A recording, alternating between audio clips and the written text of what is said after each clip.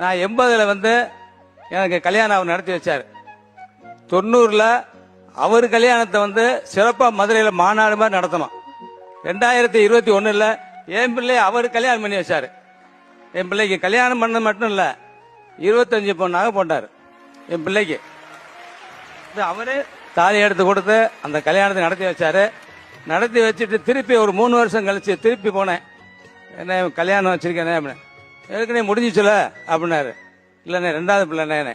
அதுக்கும் மனம் தளராம 2 பிள்ளைக்கும் 25 பவுன் நகையை போட்டு கல்யாணத்தை நடத்தி வச்சு, என் பிள்ளைகளுக்கு மட்டும் இல்லை, இன்னைக்கு நாங்கள் வந்து எங்கள்கிட்ட உதவின்னு கேட்டு வர்ற பிள்ளை குடும்பங்களுக்கு எல்லா ஏழை குடும்பத்துக்கும் நாங்கள் போய் மனு அவர்கிட்ட கொண்டு கொடுப்போம்.